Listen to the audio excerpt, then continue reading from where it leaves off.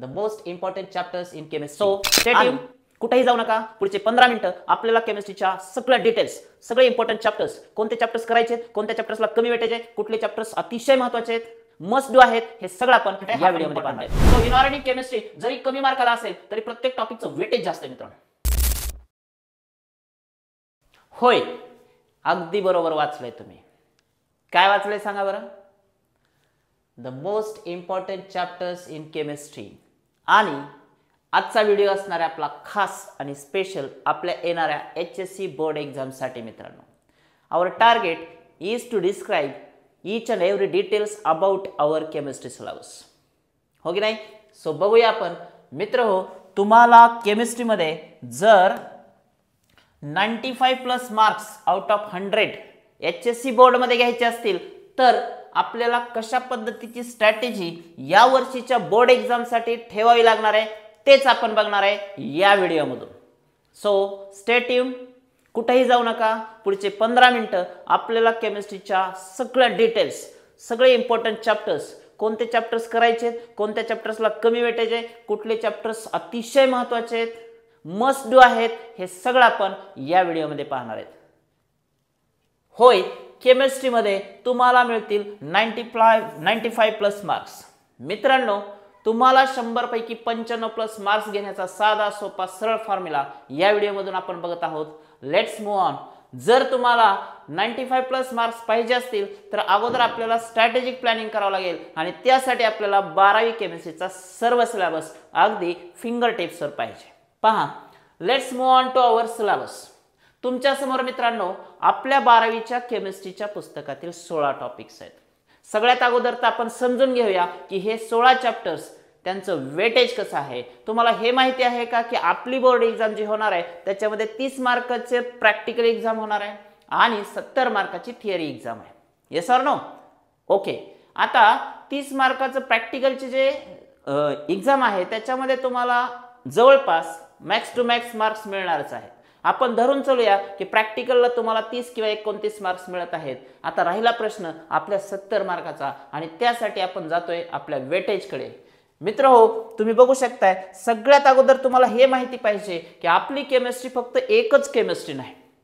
आपली chemistry divided आहे 4 वेगवेगळ्या डिव्हिजनमध्ये, वेगवेगळ्या भागामध्ये आपली केमिस्ट्री डिवाइड आहे.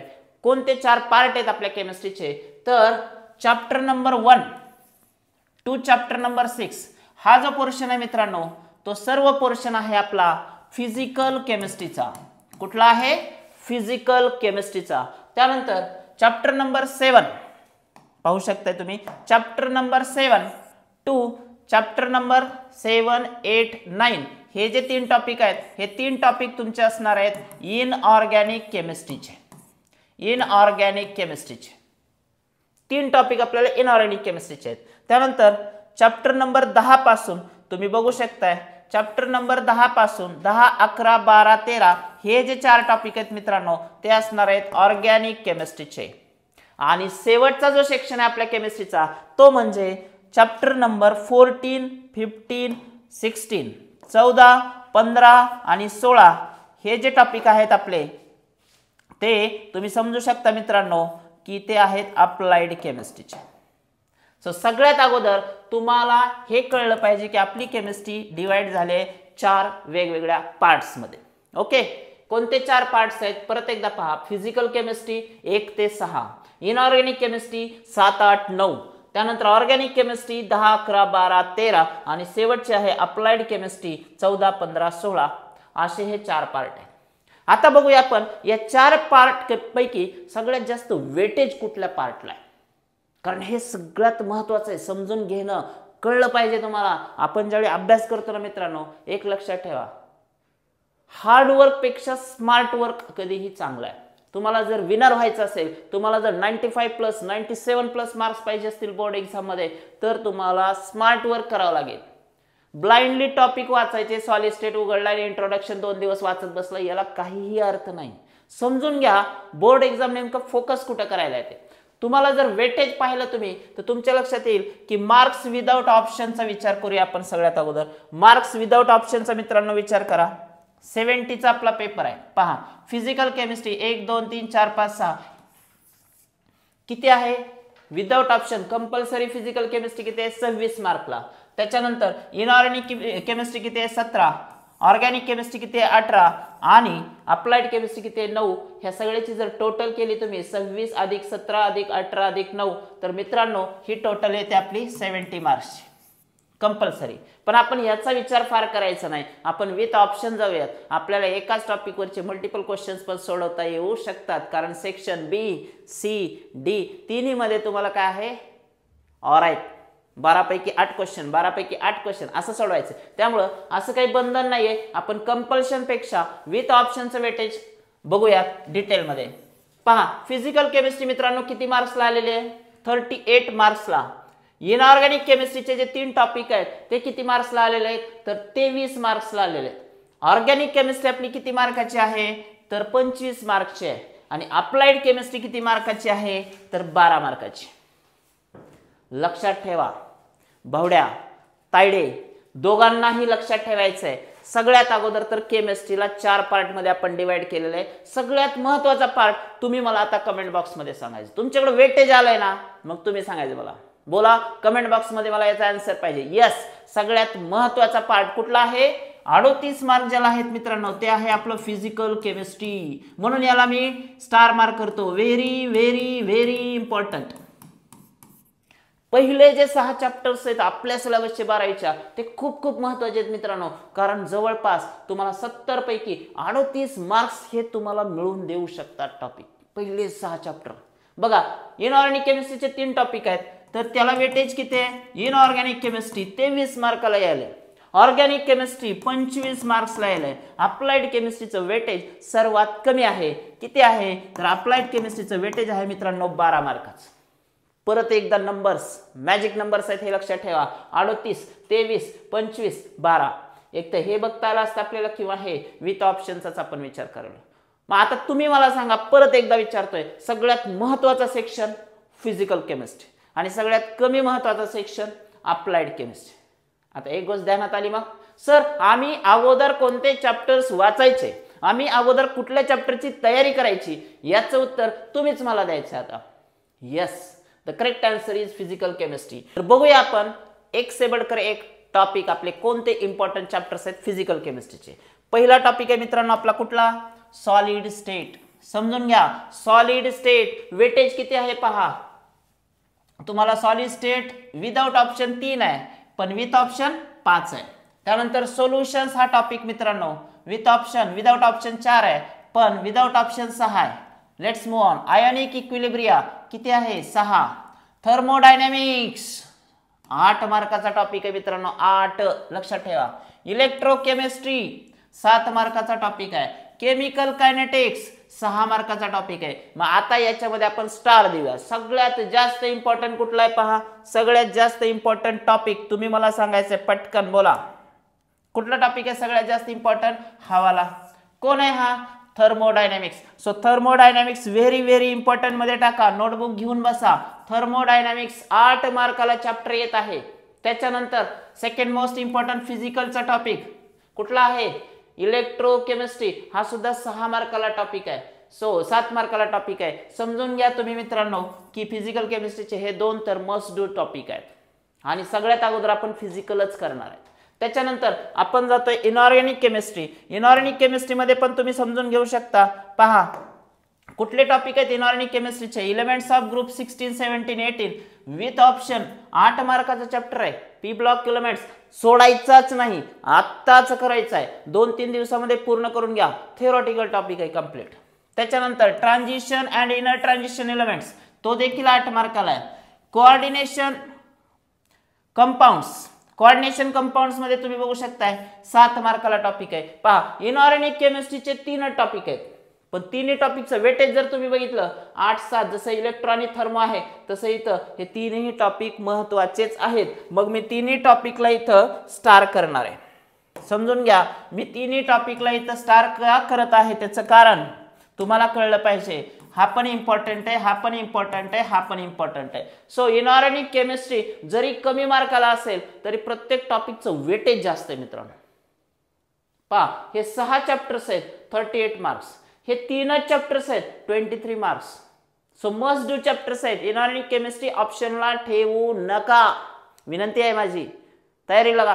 सर थिअरी लक्षात राहत नाही, सर हे लक्षात राहत नाही, आता घराणं करू नका. लिहून पाठांतर करा. लिहून हॅलो ऍसिड्स लिहून पाठांतर करा. पी ब्लॉक मध्ये इंट्राहॅलोजन कंपाऊंड फिक्स क्वेश्चन्स आहेत. स्ट्रक्चर ऑफ ऍसिड्स वर फिक्स क्वेश्चन्स आहेत.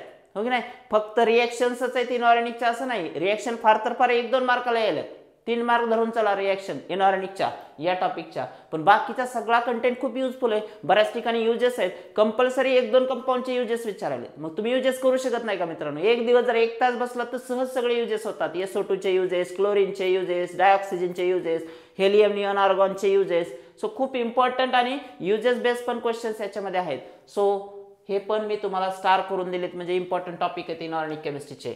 Coming to the organic part friends. Organic पार्टमध्ये तुम्ही समजून घेऊ शकता. पहा, ऑर्गॅनिक मध्ये आपण जर विचार केला तर हॅलोजन डेरिव्हेटिव्ह किती मार्कला आहे? 7. अल्कोहोल फिनॉल्स इथर्स किती मार्कला आहे? 6. अल्डिहाइड्स कीटोन्स कार्बोक्सिलिक ऍसिड्स किती मार्कला आहे? 8. अमाइन्स किती मार्कला आहे? अमाइन्स 4. आता तुम्ही समजून घ्या, ऑर्गॅनिक केमिस्ट्री मध्ये सगळ्यात महत्त्वाचे टॉपिक कुठले आहेत तुम्हीच मला सांगायचं. बोला, सगळ्यात जास्त वेटेज कोणाला आहे मित्रांनो? अल्डिहाइड्स कीटोन्सला. म्हणजे ऑर्गॅनिक मधला सगळ्यात अगोदर करायचा टॉपिक, इम्पॉर्टंट टॉपिक कुठला आहे? Aldehydes ketones carboxylic acid. मला मान्य आहे की थोडा लेंदीर टॉपिक आहे, पण करावं लागेल. अल्डिहाइड्स कीटोन्स कार्बोक्सिलिक ऍसिडला एक सिंपल फॉर्म्युला सांगू का? तुम्ही त्याला 3 पार्टमध्येच डिवाइड करा. अल्डिहाइड्स, त्याच्या मेथड्स ऑफ प्रिपरेशन, त्याचं नॉमेनक्लेचर, त्याच्या केमिकल प्रॉपर्टी, त्याचे युजेस सेपरेट करायचं. कीटोन्स सेपरेट करा रिएक्शन वाटल्यास. त्याच्यानंतर कार्बोक्सिलिक ऍसिड सेपरेट करा.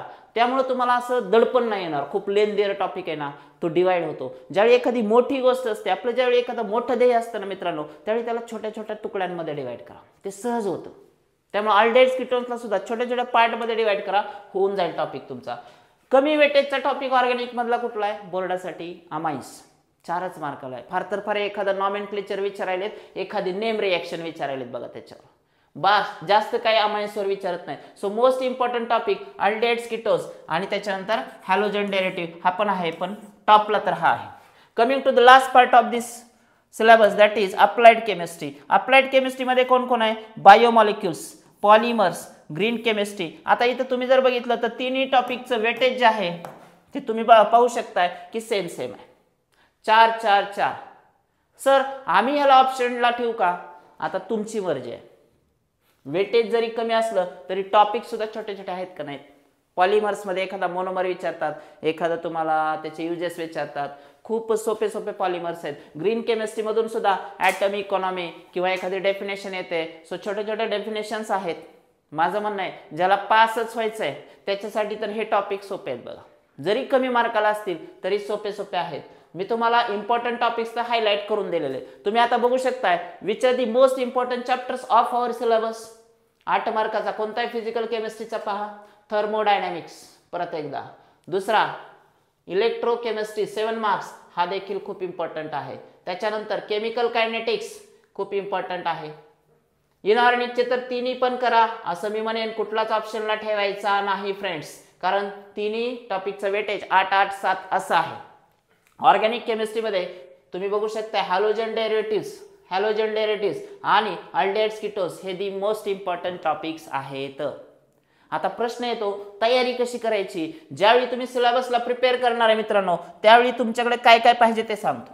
तुम्हाला ज्यावेळी तयारी करायची आहे तर तुमच्याकडे प्रिपरेशनची पहिली स्टेप असते थिअरी. सगळ्यात अगोदर तुम्ही काय करायचंय? थिअरी करायची मित्रांनो.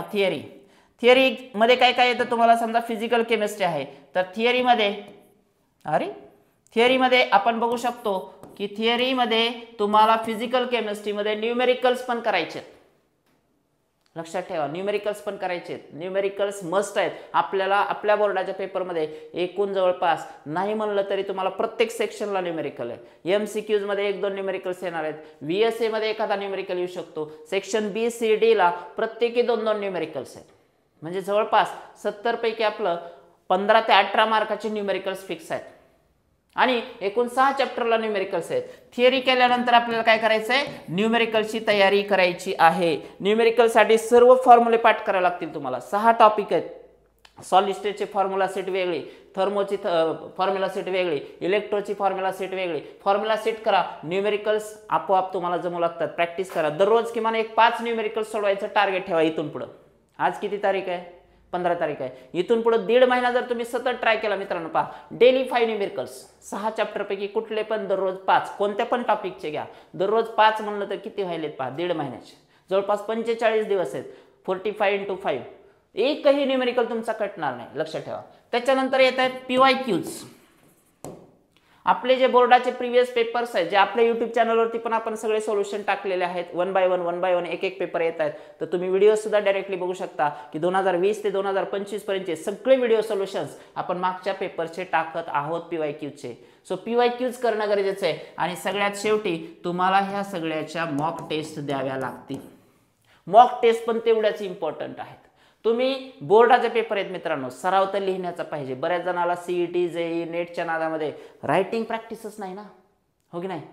सो सर मला 95+ मार्क्स पाहिजेत, कसे घेऊ? या सगळ्या प्रश्नांची उत्तरं तुम्हाला मी आपल्या ह्या वेटेजमधून पण दिलेलं आहे. तुम्ही तयारी कशी केली पाहिजे हे पण सांगितलेलं आहे. ऑप्शनला कुठला ठेवू तो तुमचा विषय, मी तर तसं सांगणार नाही. पण हे कमी वेटेजचे टॉपिक आहेत, हे सुद्धा तुम्हाला सहज मार्क्स देऊ शकतात. मोस्ट इम्पॉर्टंट मध्ये मात्र अगोदर स्टारवाले तर अगोदर कराच, ठीक आहे. सो मला जे आजचं टास्क होतं की तुम्हाला 95+ मार्क्स मिळवून द्यायचे, म्हणजे जवळपास 60 मार्क आपण धरूया, 70 पैकी 60 मार्क. तर तुम्हाला जर वेटेज तुम्ही व्यवस्थित मेंटेन केलं मित्रांनो आणि सगळ्या सिलेबसला सिरियसली घेतलं, खोटं सांगत नाही, आता ज्यांना पासच व्हायचंय त्यांना कमी मार्क्स पण चालू शकतात. ग्रुपिंग हे टार्गेट असतं, CET त्यांचं मेन टास्क आहे. पण मी म्हणेन की बोर्ड आणि CETचा सिलेबस तर एकच आहे, फक्त बोर्डाला तुमचं रायटिंग स्किल पाहिजे. आपला जो येणारा व्हिडिओ आहे मित्रांनो, त्या व्हिडिओमध्ये आपण काय करणार लक्षात ठेवा की त्या व्हिडिओमध्ये तुम्हाला बोर्डाचा पेपर नेमका कसा लिहिला जातो आणि आयडियल पेपर कसा असावा, तुमच्याकडून काय काय चुका होतात लिहिताना, ह्या सगळ्या गोष्टीची माहिती देणारा एक कंप्लीट व्हिडिओ आपण येणाऱ्या 2 दिवसामध्ये खास तुमच्या सर्वांसाठी घेऊन येत आहोत. तुम्हाला आजचा हा व्हिडिओ कसा वाटला आणि आपल्या केमिस्ट्रीच्या बोर्डाच्या पेपरसाठी जे वेटेज आहे टॉपिकचं ते पण तुम्हाला नक्कीच आवडलं असेल. हा व्हिडिओ तुम्हा सगळ्यांना हेल्पफुल ठरणार आहे. भेटूया एका नवीन व्हिडिओमध्ये एका नवीन कन्सेप्टसह. थँक्यू.